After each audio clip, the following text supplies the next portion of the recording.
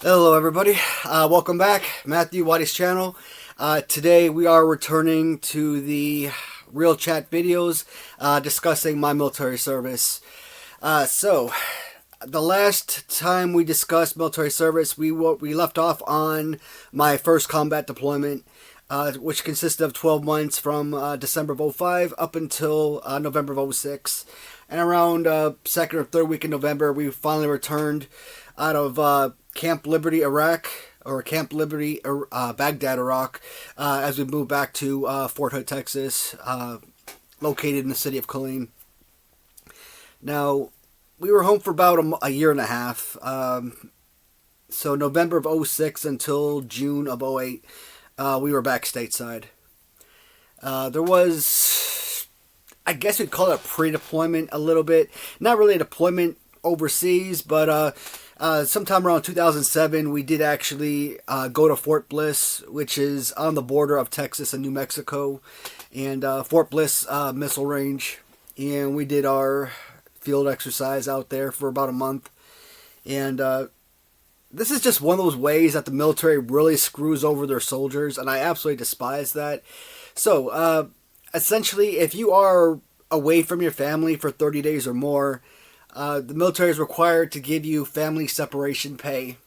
So, in order to alleviate that, they send everybody home on the 29th day, just so we can't collect that extra, what was it, like $350 or something like that, $500, something. So, that was so incredibly frustrating.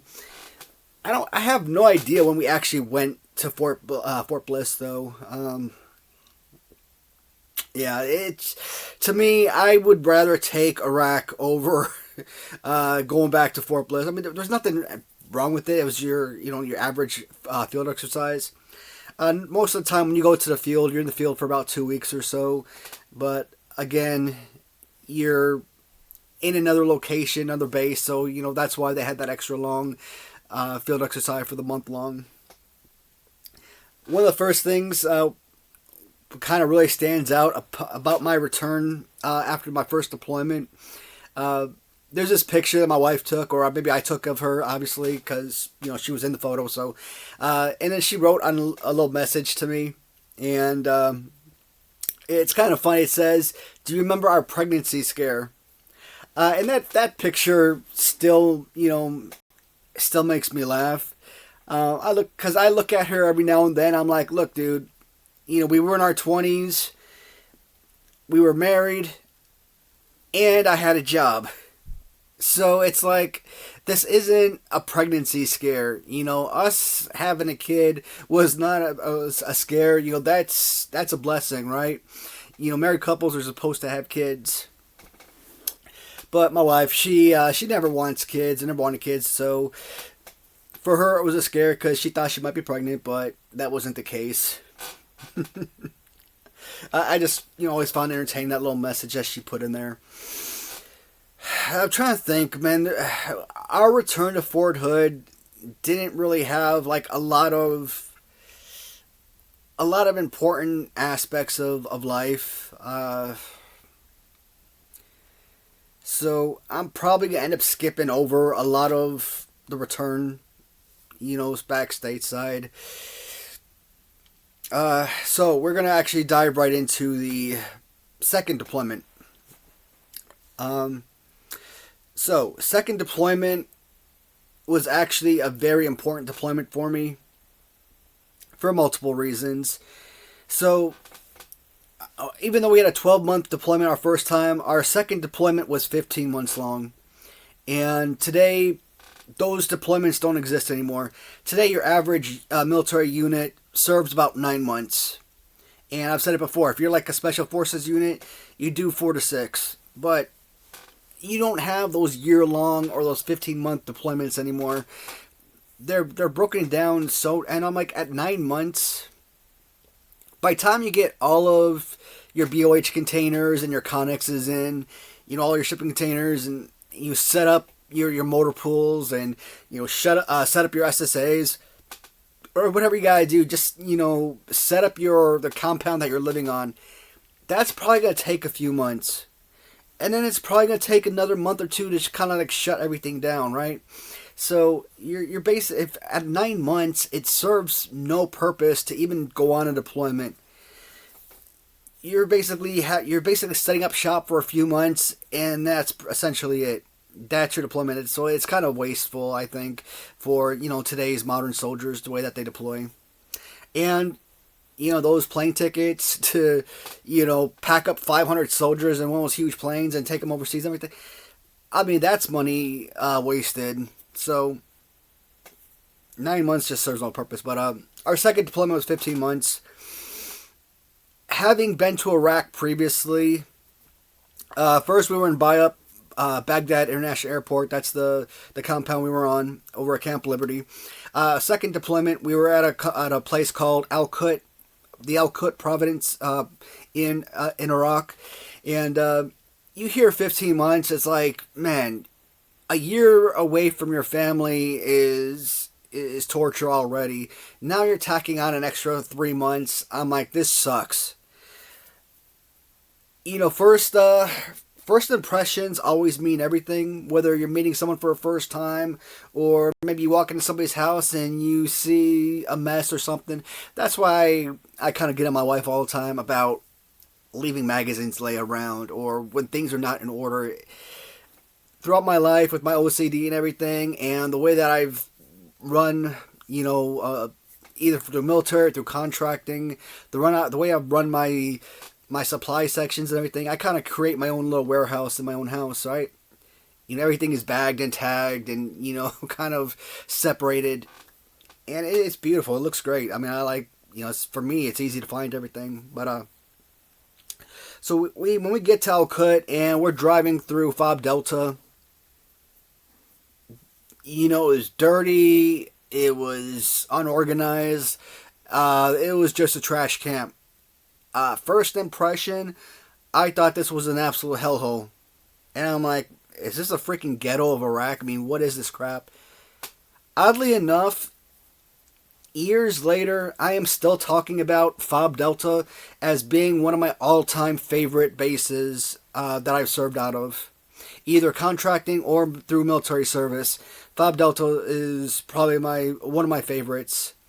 If I decide to continue on post-military and talk about military contracting, I'll talk about Camp Lawton in Herat, Afghanistan, or I'll talk about Firebase Thomas, Shindan Air Force Base in Afghanistan, as being, my two favorite bases. But Fob Delta, I'm glad you were able to ignore that, the pigsty that it was.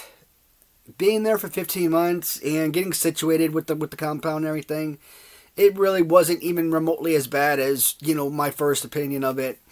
Our unit, our battalion, or our brigade commander, the colonel, he ran the whole entire FOB, so, he was base commander.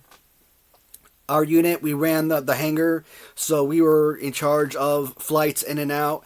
The inside of the hangar, we established our SSA, so all the supply guys were in there. Our SSA also ran the DFAC. Our chief warrant officer that was in there, that was in charge of the DFAC, all the excess food that didn't go directly to the DFAC came to our hangar, and we had set aside a Class 1 section, and that was just so much fun. Before we deployed in June 2008, maybe a month prior or something, we had a PT test, and after a PT test, you come back to the company and you're weighed in, and if you don't make weight, you got to be taped and everything. And I've never in my life been taped before, but I came in, I was like 175 pounds. Now, generally, when you think of grown adult males, you think, okay, this guy's 200 pounds. That ain't so bad. You got to realize, though, I could sit there and bench press 300 pounds, nonstop for 10 years straight and not get any change in my arms whatsoever. My biceps and stuff might feel tighter. You might feel a little, harder and stronger, but my arms essentially will not change size. My hands will always be the size. My forearms will always be the same size. it took me a long time to have to realize and have to accept the fact that I will never get any stronger than I am. So, I'm not, built like a like a dump truck or anything. So 175 pounds for my build is actually pretty darn heavy. And I got taped, and it was just so completely humiliating. So one of the things I decided when I went on deployment is I wanted to make sure at this time I actually worked out. We didn't have trailers to live in this time. The first 3 or 4 months. No, we got there in June, so I think around October, if I'm not mistaken, is when we finally started moving out of the tents into chews. But chew is containerized housing unit. So Alpha Company and HHC were all in the same tent. So, and obviously they separated males and females. So you basically have like a tent of like 200 guys in the middle of the summer. I didn't have no computer. I didn't have no portable DVD player, so I had no movies to watch. I would have been bored out of my mind if I didn't spend time in the gym afterwards. So every day I got off work, came back, changed clothes, went to the gym either directly after, or maybe I went after dinner or something. I probably spend a good 2 hours or more in the gym on a daily basis, 7 days a week, and I did that for months. And going to Fob Delta changed my life. Now, 23 years old when I deployed in June of 2008, so it's far easier then at 23 years old than me now at 38 to try and get into that kind of exercise and whatnot. But like I'd spend like 45 minutes to an hour on the treadmill, and then I'd move over to like the elliptical machine for like another 45 minutes. Then I'd go hit the free weights, and over there for like another half hour, 45 minutes or something. They started setting up this really nice ab class. So he'd have an instructor come in, do a bunch of ab exercises. I'd come in like maybe a half hour earlier, run on the treadmill for like half an hour, and then do the ab class, and then come back and do all my other exercises. And it's so fantastic. Like my PT shirt just looked like I was swimming in it. I think in about 3 or 4 months, I probably went from 175 down to about 144 or so. Let's say 145, which for me is the weight I probably should be, and actually had muscles and actually had abs for like the first time ever. Yes, when you're in basic training, you're being smoked all the time. You're going through all these exercises and stuff. You're not like sitting there pigging out in an ice box, all day long. So yeah, you're gonna lose weight when you're in basic training. And I got in incredible shape. I had abs, had actually a pretty decent build, especially when I got to AIT, and that continued on. So like by the time I got to Fort Hood in December of 2004, I was already pretty good shape. At least for me, incredible shape based on how I lived my life. But going to Fob Delta was amazing. Health wise, the best shape of my life. For the first time in my life, somebody actually referred to me as a PT stud. You guys know that I am not a runner, and I've sucked at running my entire military life.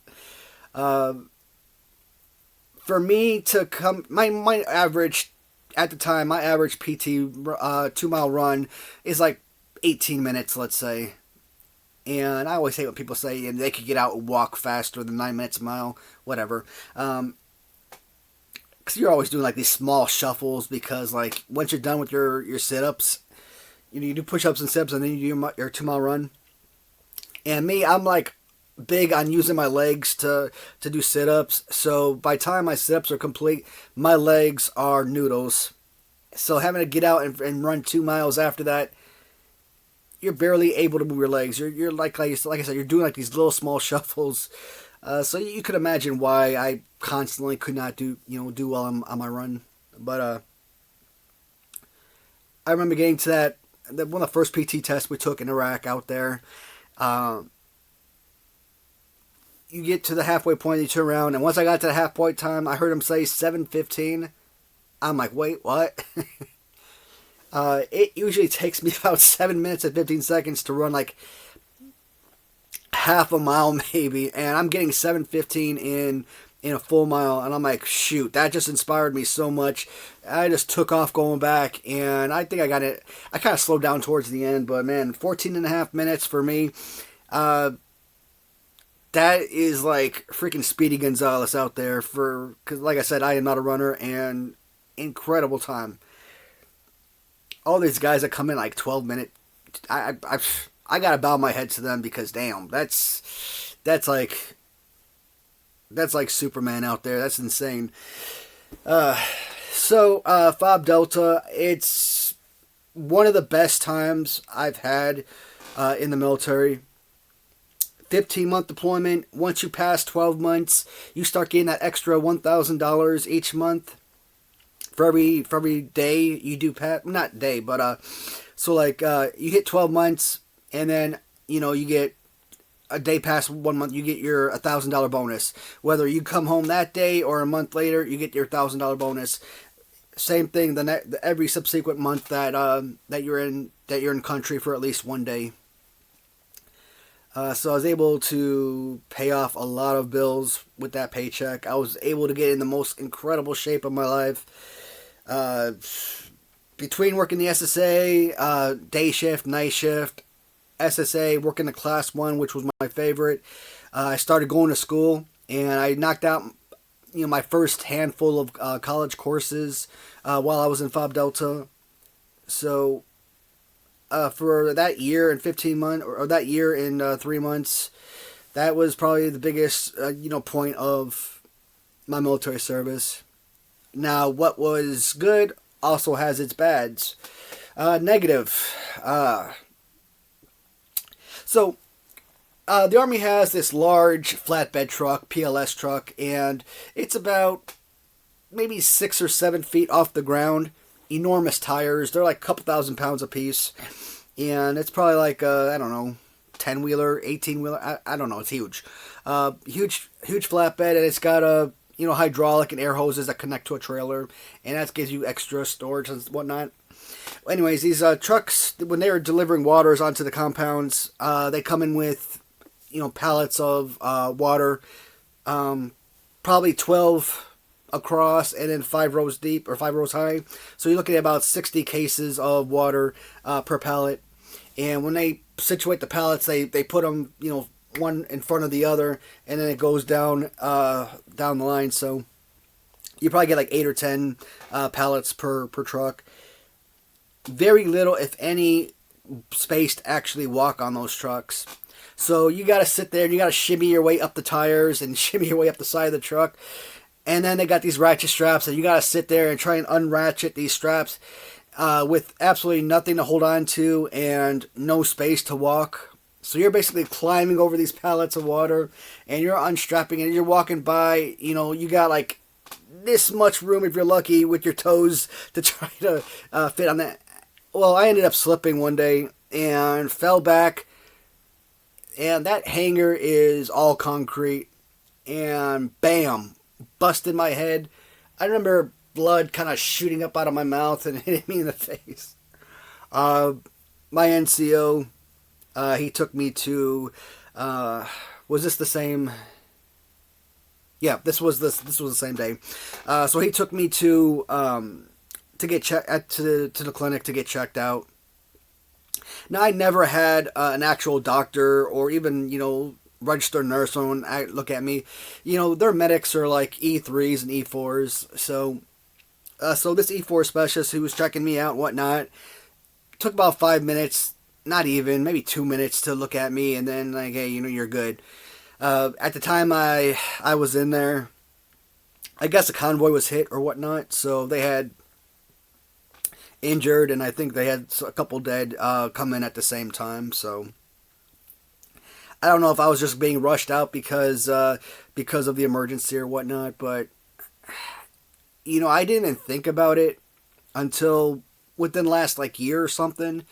When I start talking about migraines or these massive headaches, and you look it up, tinnitus, ringing in the ear, stuff like that, and and I've had like this non-stop headache for like ever.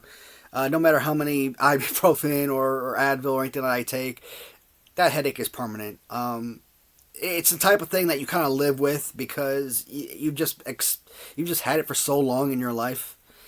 So when I talked to the VA and they're like, "Well, did you ever have a fall?" And I had to think about it. I'm like, "Well, sure. I've had multiple falls in the Army. That's one of the things I kind of thought about was falling off that truck and busting. Well, I didn't bust my head open, but like I said, spat up blood. I mean, the fall when you're falling 8 feet off the truck onto concrete, head and back first. I didn't really, I couldn't brace myself or anything. Try to impact, and I'm actually glad I didn't try to brace myself because when I was in Iraq in 2021 for the December 21 until January 22 with my last company that I actually worked for, as you guys know, I've been retired the last couple of years. Me slipping and falling on the ice on the stairs, me bracing my arm, the way that my shoulder completely shattered, I could only imagine what the feeling would have been if you're talking falling maybe 1 foot onto your arm or foot and a half or something. Because obviously you slide, you fall backwards, and anyways, imagine falling from 8 feet and trying to brace. Oh man, that's just crazy to think about. The second deployment, like I said, I didn't have as many nightmarish opportunities in the second deployment as I did the first. But like I said, you do have, you're 15 months living with the same people, working with the same people. There's going to be resentment, there's going to be anger and fights and whatnot.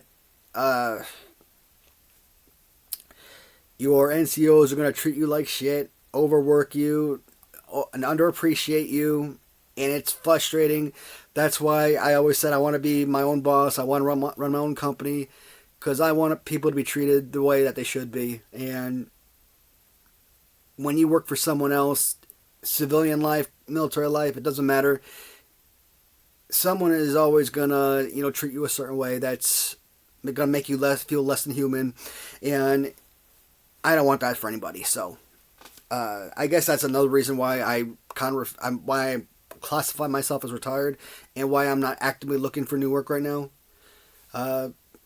The injury to my shoulder obviously played a huge role.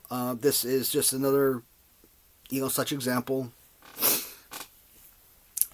I remember when I came home on my vacation. I came home on vacation about a day or two after Christmas, and I think that's when I left Iraq. You have to go from Iraq, and then you go through what they call as Tent City in Ali Al Salim, Kuwait, and you catch the R&R flight home. And depending on where you live, you either fly into Dallas Fort Worth or you fly into, I believe, Atlanta might be the other one. And my wife, when I got home, and because my uniform was on and everything, I don't think she really noticed. I don't think she really saw it in my face or anything. But I took my shirt off, and it's kind of like in the bathroom, and she looked at me. She's like, "Stop holding your stomach in." She's like, "I don't want to touch you. You look like a little kid." Here I am, feeling super incredible about myself because, man, I just lost all this weight and I got in such great shape, and that was not the reaction I wanted to hear. But no, that's just funny stuff. I mean, that's entertainment purposes. I don't say that to be negative or anything. But 15 months in Iraq, and I think June of 2009, so probably a couple months before we came home. It could have been sooner. It could have been like April or May. I finally, for the first time in my life, was able to go to a promotion board, and I honestly had to bitch about it because at that point, 5 years of military service, I came in an E3, I got promoted to E4 2 years later. I spent the last 3 years as a specialist. I'm like, come on, dude. I've completed 100% correspondence courses. I'm never missing work. I'm always punctual. I'm not the type of person who's out every day going to like doctor appointments or whatnot. I'm constantly at work. I do what's expected of me. You don't get no trouble out of me. I've started college. I've even busted my ass off this deployment to get in shape and, be a PT stud and get high marks on my PT scorecard and everything. And it's like, dude, there's really nothing more for me to do that I haven't already done. And I guess they finally caved and realized, hey, I was right. There's no reason, no excuse that they could have given me for holding me back any further. So I finally went to the promotion board and got my promotable status. Sadly, just 1 year later, I was out of the military without ever being promoted. So 6 years Army ends up being, finishing off at E4 specialist, or I could say E4 specialist promotable. Like that P really means anything. Honestly, I wouldn't have minded sticking around for a little while longer. I think health-wise, moving into the trues around October of 08 screwed me over. Like I said, I had no life. I had nothing to watch, no privacy, so I spent a lot of time at the gym. Most of it was to freaking get rid of that extra baby weight or whatever, but it was also because, you didn't have any privacy. You're in a tent with 200 people. It's summertime. It's hot in there. The electricity is constantly going out. Once we moved to the tents, or once we moved to the trailers, it's only you and one roommate, and whether you want to go to sleep right off the bat, or if I finally was able to use my roommate's computer so I could watch like House MD or something. So physical exercise never became more important at that time. So I'm pretty sure I did pack on a lot more weight as the months went on, but I still came home skinny as hell in comparison. I probably wasn't 145 anymore. I was probably still in the 145, 150 range, but I would love to get back to that regime, to be able to work out 2 hours a day every single day. Sometimes closer to 3 hours. I don't know, but I'd say at least 2 hours.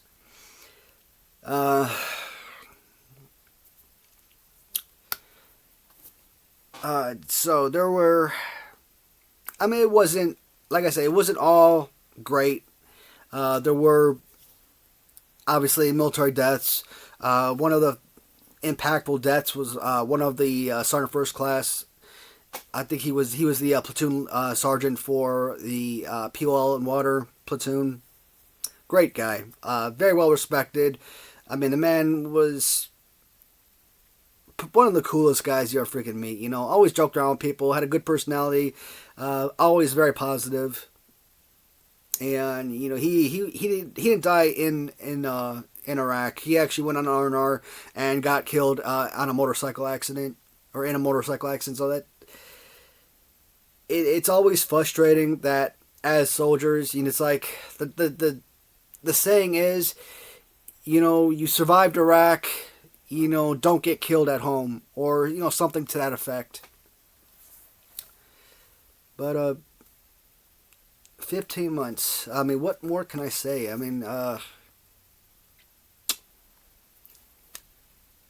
think that's pretty much what I want to bring up for now. There's not anything really super majorly, I don't want to say important, but that was Al-Qut, Iraq for me. Our second deployment, 15-month deployment, and at this point, August of 2009 is when we redeployed back to the States. And in the next video, I'll either close out my military chapter, and that'll be the end of the real chat videos, or I might continue on talking about deployments as a civilian contractor. Now, for those who are military members and you're looking to go into contracting overseas after, I'm probably going to do that too, because that's going to be able to help out a lot of folks. Whether you're military or not, it helps to be a service member, but as long as you got the experience, especially if you're like a mechanic or some kind of engineer or something, there's a good chance you could get hired overseas. So I am going to close this video here, and Again, next week I'm going to probably look at the very end of military service. If I start talking about contracting, then you know that that's probably going to continue on for the next couple weeks on the Monday Real Chat video. Alright, so that is it for now, guys. Thank you so much for watching, as always. I will talk to you in the comments and see you in the next video. Goodbye, everybody.